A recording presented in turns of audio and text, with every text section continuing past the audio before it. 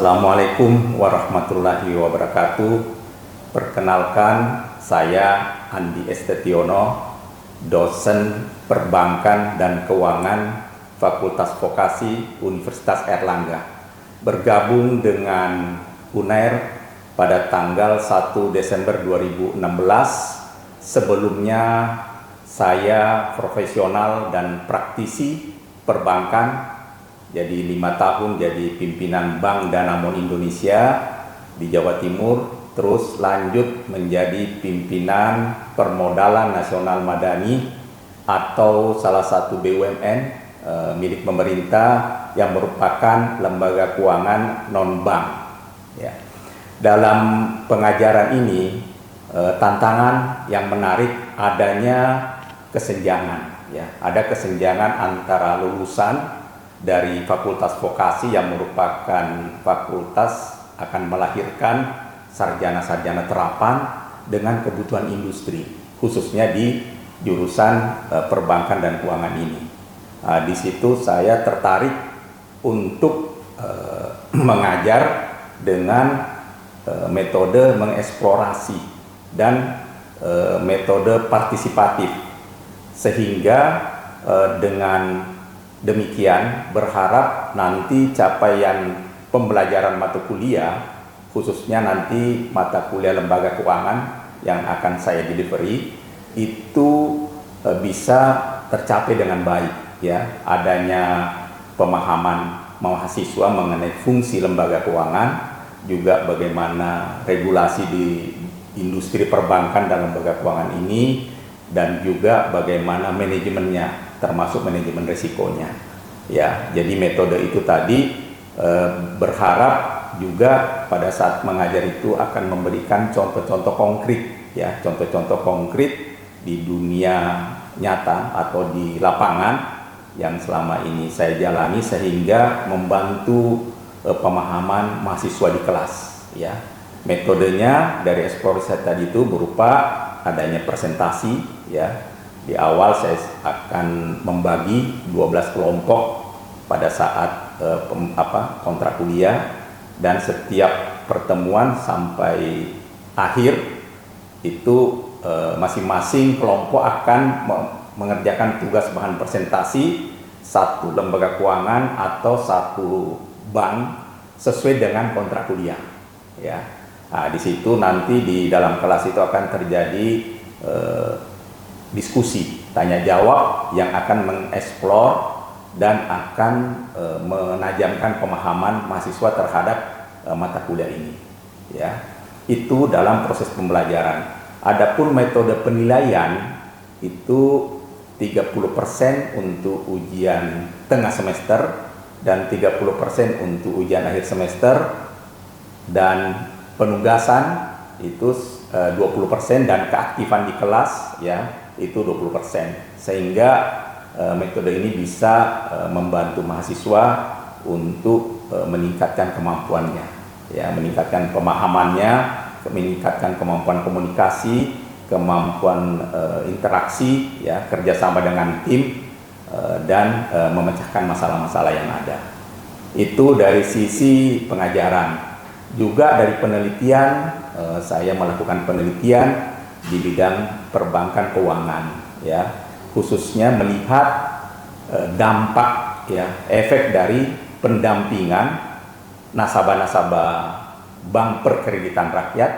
Ya, ini saya lakukan di Jawa Tengah, salah satu BPR, terhadap kinerja, ya, terhadap kinerja keuangan nasabah. Kinerja keuangan nasabah yang baik akan berdampak terhadap kinerja keuangan banknya atau BPR-nya.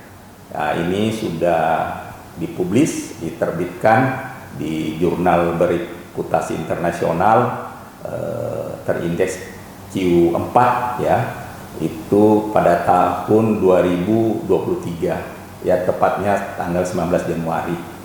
Saya juga melakukan penelitian bersama dosen UI, ya, itu terkait dengan bagaimana literasi keuangan kepada mahasiswa atau pelajar jurusan keuangan, ya, bagaimana dia menyikapi, bagaimana dia berperilaku dengan adanya kemajuan teknologi saat ini.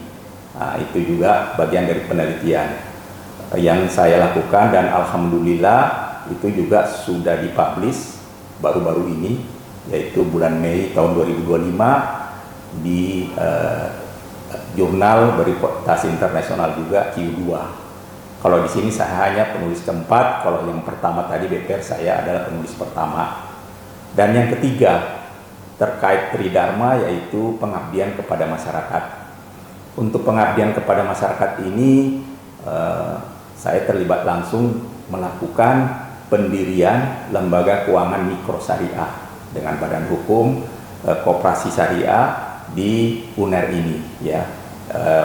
Berdiri pada tahun 2017, awal 2017, suatu lembaga keuangan syariah yang diberikan nama Airlangga Bakti Persada atau Abada. Di Abada ini saya sebagai ketua pengurus terlibat langsung mengelola, ya, dan melatih karyawan dan mengawasi karyawan. Sampai saat ini sudah ada ratusan, ya, lebih dari 300 UKM dan termasuk karyawan UNER sendiri yang terbantu permodalan. Jadi langsung berdampak. Kalau di UNER khususnya kantin-kantin, kalau di sekitar UNER, kampus A, B, dan C itu pasar-pasar di sekitar itu, ya. Jadi itu yang terkait dengan pengabdian masyarakat. Jadi langsung terlibat. Saya juga ada terlibat di pengabdian masyarakat yang bersama teman-teman dosen, seperti adanya pendampingan di daerah Lamongan seperti itu, ya, dan adanya pelatihan UKM di Sidoarjo. Mungkin itu singkat dari saya terkait dengan keaktifan saya di Tridharma Perguruan Tinggi. Untuk proses belajar mengajar di kelas terkait dengan mata kuliah lembaga keuangan ini, khususnya untuk lembaga keuangan koperasi simpan pinjam, mari kita saksikan. Assalamualaikum warahmatullahi wabarakatuh. Selamat pagi teman-teman semuanya. Kita akan melanjutkan perkuliahan kita terkait dengan lembaga keuangan, ya. Untuk season ini kita nanti khusus membahas mengenai koperasi simpan pinjam atau KSP. Ini bagian daripada lembaga keuangan non bank, ya. Jadi tujuan pembelajaran kita tentu saja untuk mengetahui perbankan maupun non bank. Jadi kalau di bank itu ada 3 jenis, ya, lembaga keuangan bank, yaitu Bank Indonesia, Bank Umum. Bank Umum ini terdiri dari konvensional dan syariah, maupun BPR, Bank Perkreditan Rakyat konvensional dan syariah. Teman-teman juga sudah tahu semua buku referensi kita ini, ya, Kasmir di sini cukup lengkap, ya. Jadi pada kesempatan ini kita akan melihat bagaimana industri perbankan dan perannya di Indonesia, ya. Tujuan pembelajaran kita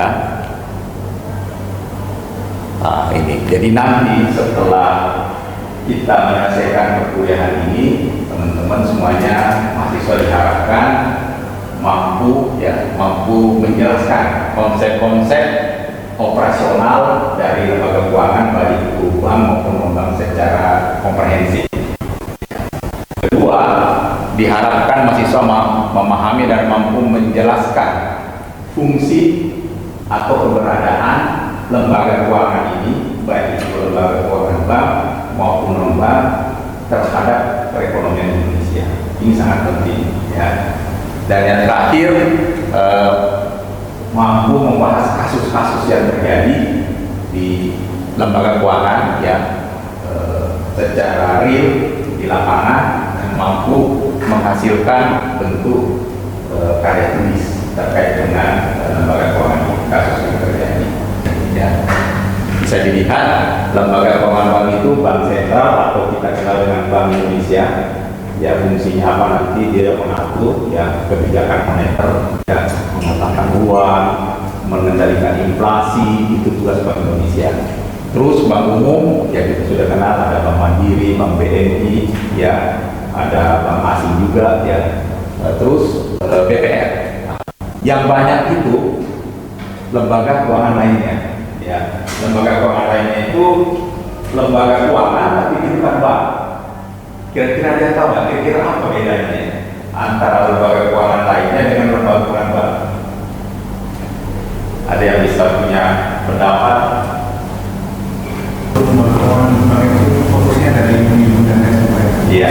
Lembaga keuangan itu mungkin punya fokus yang lebih spesifik, tidak cuma asuransi, jadi di bidang asuransi sendiri. Iya, ya, bagus sekali. Jadi itu salah satu prinsip perbedaannya. Lembaga keuangan bank lain itu tidak bisa menghimpun dana masyarakat. Ya. Jadi yang dapat izin untuk menghimpun dana masyarakat berupa giro, tabungan dan deposito itu hanya bank. Itu izinnya dari Bank Indonesia. Kalau sekarang OJK. Jadi sebelum ada OJK, jadi OJK itu perkiraannya tahun 2011. Ya, tahun 2011 itu semua pengawasan bank itu ada di Bank Indonesia. Karena hari terjadi krisis, banyak orang mengkritisi. Ya, terjadi krisis, mestinya mendirikan satu lembaga yang khusus mengawasi industri perbankan dan non-bank. Lahirlah Otoritas Jasa Keuangan. Ya, itu Bank Indonesia dulu ada direktoratnya khusus direktorat pengawasan bank. Sekarang sudah tidak ada. Tapi juga stafnya banyak yang mau pindah, yang nggak di BI. Ya, ada pasar modal yang non-bank ini ada pegadaian. Pegadaian juga tidak menghimpun dana tadi, ya. Leasing ini yang sekarang tadi FIF gitu ya, Adira macam-macam itu banyak leasing. Itu biasanya untuk pembiayaan sepeda motor atau mobil, ya. Jadi kalau ingin hanya DP untuk mobil leasing. Asuransi, kalau asuransi ini lebih kepada menjamin, ya macam-macam. Ada asuransi jiwa, ada asuransi kerugian. Terus ini kita nanti fokus di koperasi simpan pinjam. Jadi koperasi simpan pinjam sekarang kalau mau jadi lembaga keuangan mikro ya atau lembaga keuangan mikro syariah harus mendapatkan izin dari Bank Indonesia, dari OJK. Ya. Kalau dulu kan cukup dari Kementerian Koperasi. Nah ini Bank Indonesia ya. Ini kita lihat apa tujuan Bank Indonesia. Tadi saya sudah sampaikan. Jadi jelas Bank Indonesia itu kestabilan nilai rupiah terhadap barang dan jasa yang dapat diukur dengan tercermin dari perkembangan laju inflasi. Kalau semakin laju inflasi itu nanti nilai uangnya rendah. Ya. Terus kestabilan rupiah terhadap mata uang asing. Tugasnya apa? Menetapkan dan melaksanakan kebijakan moneter. Kedua, mengatur dan menjaga kelancaran sistem pembayaran. Terus OJK. Nah, dua ini penting karena dua ini yang mengatur industri lembaga keuangan ini, baik yang bank maupun yang non bank. Ya. Sama, kalau visinya ya lembaga pengawas industri jasa keuangan yang terpercaya, melindungi kepentingan konsumen dan masyarakat dan mampu mewujudkan industri jasa keuangan menjadi pilar perekonomian nasional yang berdaya saing global dan dapat mewujudkan kesejahteraan umum. Oke. Kita masuk ke ini. Ada yang tahu kira-kira sudah ada yang pernah berinteraksi atau mungkin pernah jadi anggota? Jadi koperasi simpan pinjam ini yaitu badan punya koperasi tapi melaksanakan usaha simpan dan pinjam. Ya. Di awal ada berkumpul beberapa orang yang punya kepentingan dan punya niat dan rencana bersama mendirikan koperasi, ya, yaitu badan hukum. Dulu syaratnya minimal 20 orang. Dia patungan, namanya 500.000 per orang terkumpul modal. Itu namanya simpanan pokok di awal. Nanti ada modalnya lagi dari simpanan wajib itu setiap bulan.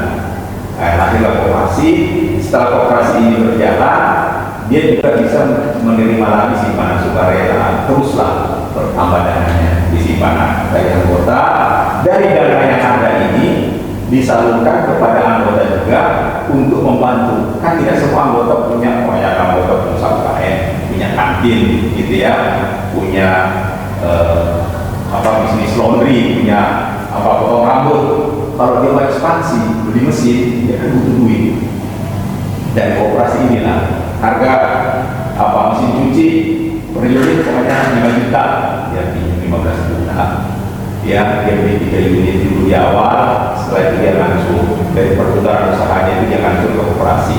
Akhirnya nanti lunas dia sudah punya aset, seperti itu mekanismenya. Ya. Jadi izin bertanya, saya mau bertanya, ya.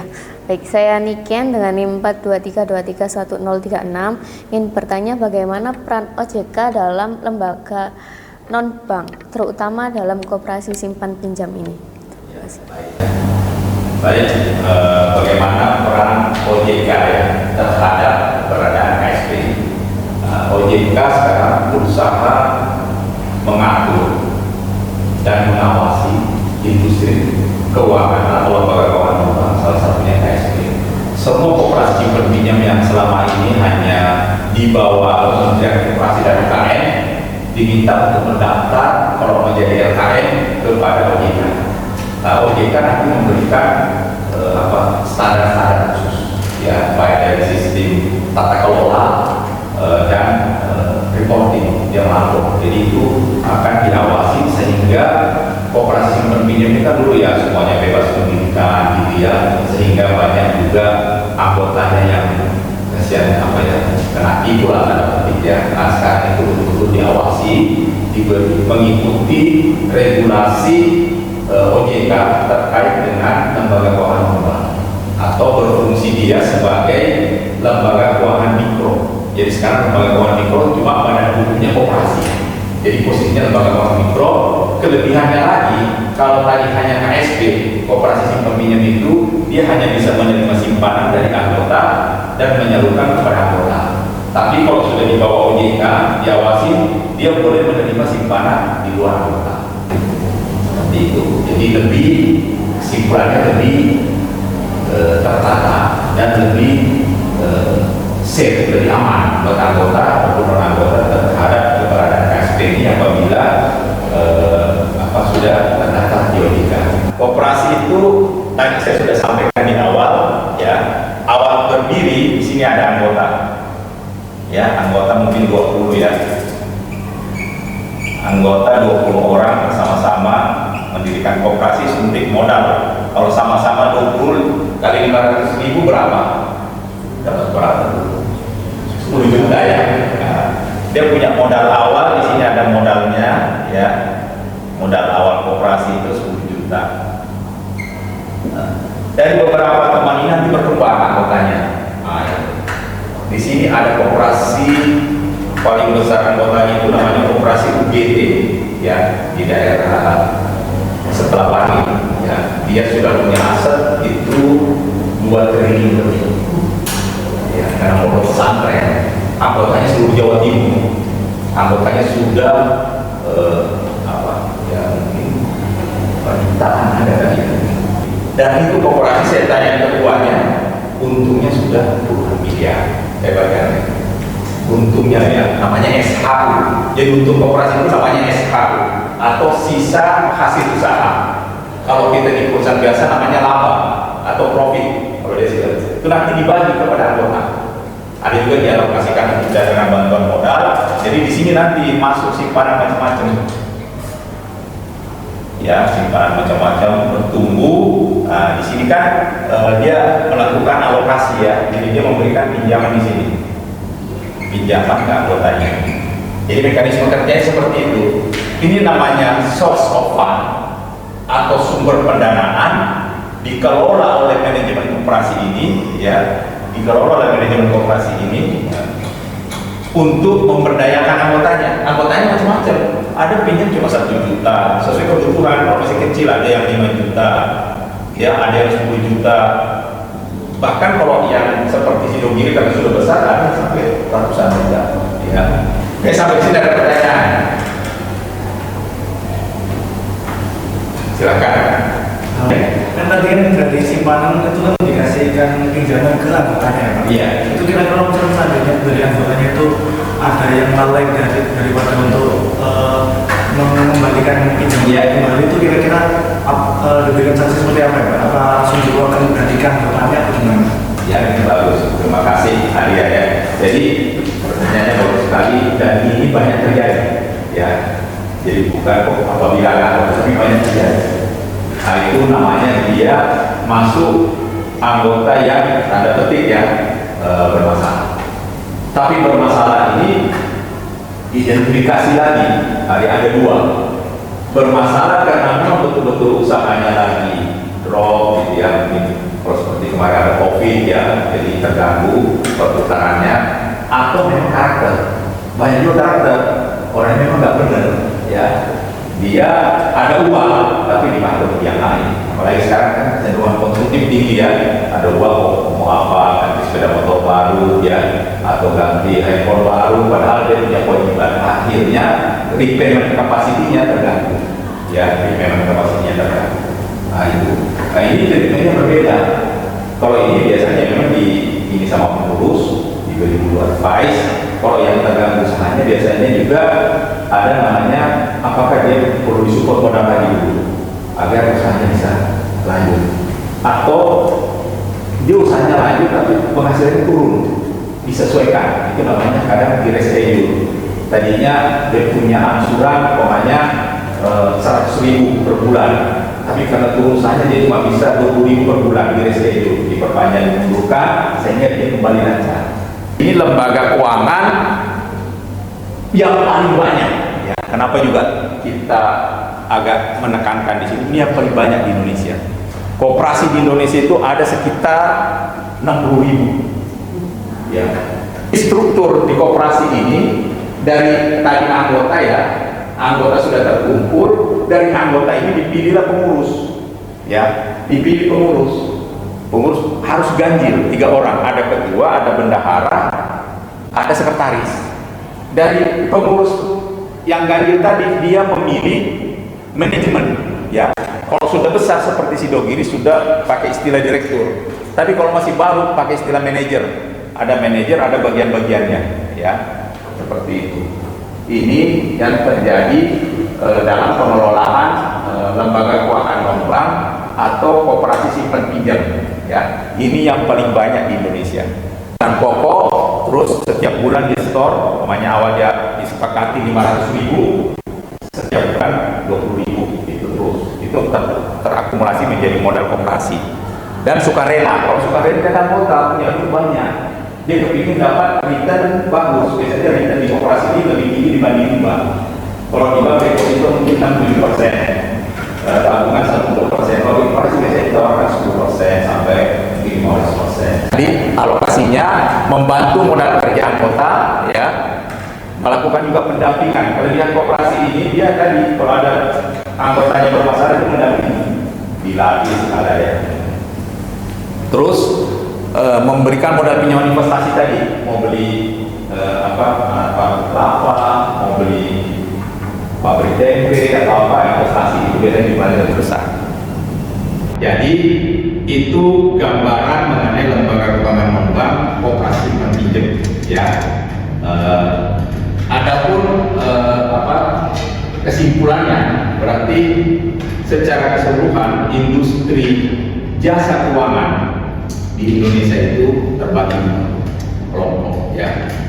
Kelompok lembaga keuangan bank yang terdiri dari bank sentral, kedua bank umum, ya, baik itu swasta maupun pemerintah BUMN, yang ketiga bank berkreditan, ya. Sebagai mahasiswa-mahasiswi jurusan perbankan, ya, jurusan perbankan dan keuangan bisa menguasai dua lembaga keuangan ini karena ya kemungkinan besar teman-teman nanti kalau selesai banyak berkecimpung di sana atau mungkin bisa kerja di sana. Terakhir ya teman-teman, kita kasih tugas yang nanti dikumpulkan saat UAS, ya. Tugasnya yaitu membuat makalah karya tulis sama NIM. Pak, izin bertanya. Ya. Saya Fridoanta Bisma dengan NIM 423231078. Nah, ini pemerintah khususnya di era Pak Prabowo itu kan mengumumkan akan membentuk Koperasi Merah Putih. Nah, Koperasi Merah Putih ini apakah justru menjadi tantangan untuk koperasi-koperasi yang sudah ada, kan malah anggotanya lebih baik gabung ke Merah Putih ini aja, kan ada backingan pemerintah, atau justru malah menjadi sebuah kesempatan itu untuk kolaborasi dengan koperasi ciptaan pemerintah itu. Baik, terima kasih. Jadi Koperasi Merah Putih ini sebenarnya upaya pemerintah untuk mengoptimalkan potensi-potensi yang ada di seluruh wilayah Indonesia. Memang sudah banyak koperasi, tapi dengan keberadaan koperasi nanti dia koperasinya lebih koperasi serba usaha. Ya, dia nanti pokoknya ada pembangunan di desa itu nanti dicoba dielaborate sama koperasi ini, termasuk yang simpan pinjam. Kan di koperasi desa juga sudah ada namanya KUB dulu ya. Nah, itu perlu dioptimalkan. Semua ada perdagangan, ada rantai dari petani yang mungkin selama ini dikuasai oleh tengkulak, gitu ya. Itu mau sehingga kesejahteraan itu kepada masyarakat desa. Jadi ini sebenarnya lebih kepada upaya pemerintah untuk mengoptimalkan, karena setiap desa juga punya anggaran desa itu bisa optimal yang meningkatkan kesejahteraan masyarakat desa itu. Makanya dibuatin Koperasi Merah Putih ini mewadahi nanti itu bukan cuma ini ada jasa, termasuk konstruksi, kontraktor juga di koperasi ini nanti ya. Oke, ada pertanyaan lanjutan? Ya, silakan. Nama nih. Nama saya Iqbal Syarif, NIM saya 42331 Nah, yang ingin saya tanyakan di sini adalah apa saja sumber-sumber permodalan dan pendanaan dari koperasi simpan pinjam ini? Ya, terima kasih Habib ya. Jadi apa saja ya sumber permodalan dari koperasi simpan pinjam ini? Sebenarnya tadi juga saya sudah utarakan ya. Jadi yang pertama itu pasca kumpul simpanan pokok ya. Kalau orangnya 100, masing-masing 1 juta, berarti dia punya modal awal 100 juta modal setor, karena masing-masing 1 juta kali 100. Berjalan disepakati simpanan wajib masing-masing umpamanya 100.000 tiap bulan, berarti dapat lagi sekitar 10 juta tiap bulan. Nah, itu terakumulasi pula jadi modalnya. Dan koperasi juga kadang mendapat pinjaman ya, yang tadi belum saya jelaskan. Koperasi simpan pinjam bisa dapat pinjaman kalau dari Kementerian Koperasi ada namanya lembaga umum LPDB. LPDB juga masuk kriteria lembaga keuangan normal ya. Lembaga LPDB ini di bawah Kementerian Koperasi memberi pinjaman modal ke koperasi-koperasi seluruh Indonesia. Gimana? Oke? Ya, terima kasih. Oke, jadi mungkin begitu dulu ya untuk pertemuan kita minggu ini. Insya Allah kita akan ketemu lagi di perkuliahan di depan ya, dengan lembaga keuangan non-bank lainnya selain dari KSP ya. Semoga semuanya sehat, baik ya, sukses selalu. Kita cukupkan perkuliahan kita hari ini dengan ucapan alhamdulillah. Assalamualaikum warahmatullahi wabarakatuh.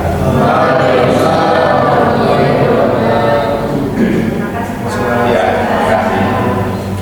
Sekian proses pembelajaran mata kuliah lembaga keuangan di program studi Perbankan dan Lembaga Keuangan Fakultas Vokasi Universitas Airlangga. Semoga ini bisa menjadi gambaran kinerja saya sebagai dosen di jurusan Perbankan dan Keuangan Fakultas Vokasi Universitas Airlangga. Assalamualaikum warahmatullahi wabarakatuh.